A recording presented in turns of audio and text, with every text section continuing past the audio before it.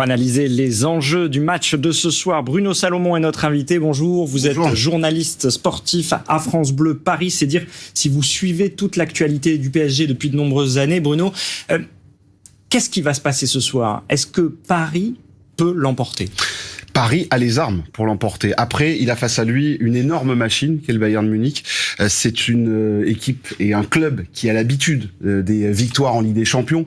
Il y a l'euphorie, tout le monde se dit, j'entends les gens qui disent mais c'est pas possible, regardez, ces supporters du PSG, ils sont hystériques, alors que de l'autre côté, vous avez les Munichois qui sont très calmes. Mais oui, mais il y a quand même 5 Coupe d'Europe, 5 Ligues des Champions dans l'armoire à trophées déjà du Bayern Munich. Donc ils sont habitués. Le PSG rentre dans ce Gotha européen et il a les armes sportives. Il y a peut-être quelques points qui peuvent pencher en faveur des Allemands. Mais ce soir, quand vous avez Di Maria, Neymar et Mbappé sur un terrain, vous ne pouvez pas vous dire que vous êtes qu'un petit poussé et que ça ne peut pas passer. Bruno Salomon, l'atout principal, c'est quoi? C'est ce collectif retrouvé finalement du PSG où il y avait pas mal d'individualités auparavant? C'est cette unité, effectivement. C'est pas une unité de façade et cette unité, elle s'est finalement soudée dans tout ce qui s'est passé dans cette crise sanitaire. Ils ont eu plaisir à se retrouver déjà.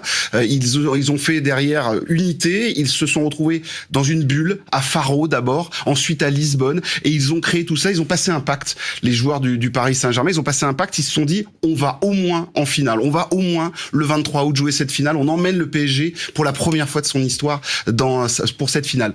Ils ont réussi ce pacte, maintenant ils peuvent basculer, faire éclater le plafond de verre du foot français qui attend ça depuis des années. Alors pas tous les supporters, non, certes, mais 27 ans. Mais 27 ans quand même, le foot français mérite. Et quand on voit que Lyon va en demi-finale, que le PSG est en demi-finale et en finale, le foot français mérite aussi d'avoir une coupe aux grandes oreilles. Un mot sur le Bayern de Munich, c'est évidemment un club énorme, un des favoris de la compétition qui a laminé le Barça. On se dit que ça va être très dur. C'est quoi la difficulté principale pour le PSG? C'est un rouleau compresseur très clairement.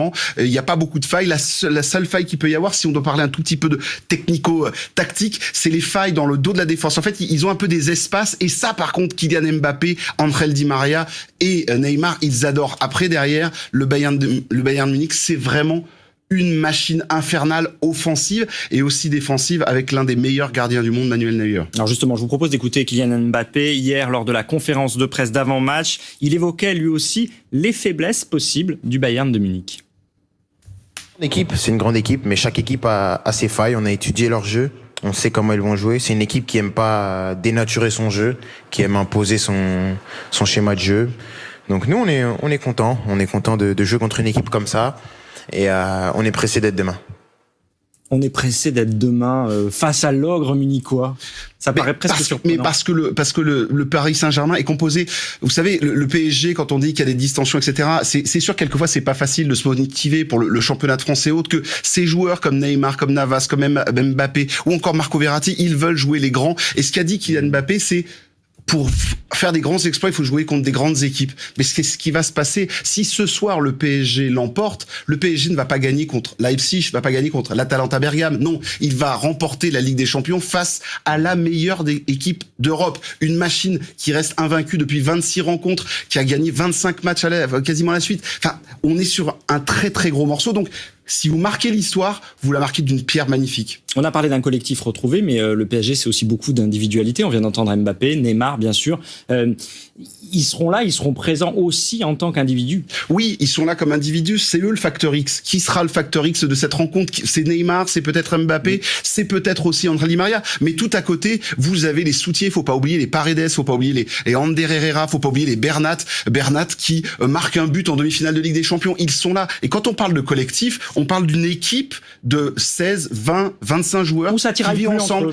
Et ils poussent ensemble. Ils ont cet objectif. On parlait de ce pacte du 23 août. Ils sont arrivés à leur pacte. Maintenant, il faut lâcher les chevaux. Allez, 2 questions avec des réponses très courtes, Bruno Salomon. Évidemment, ce soir, ça sera de toute façon une belle heure pour le foot français. C'est une belle heure pour le foot français si ça passe. Si ça ne passe pas, ce sera l'heure pour le foot français de se dire encore une fois, on tombe du cheval, puisqu'on rappelle qu'il n'y a que Marseille qui a réussi cela en 93. Le PSG a déjà remporté une Coupe d'Europe, c'était la Coupe des Coupes, c'est la plus petite, on va dire l'une des plus petites, mais en tout cas la Ligue des Champions pour le foot français c'est important.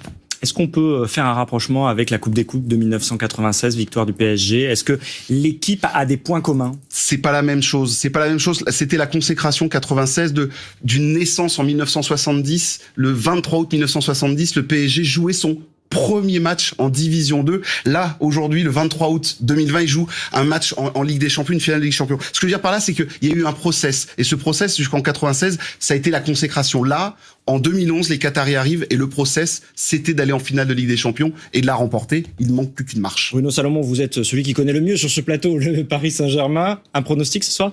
Le pronostic, ça va être un match extrêmement difficile. Je vois le match basculer en prolongation et j'espère que ça sera le Paris Saint-Germain. 2-1 pour le PSG. Merci Bruno Salomon d'avoir été notre invité sur France Info en direct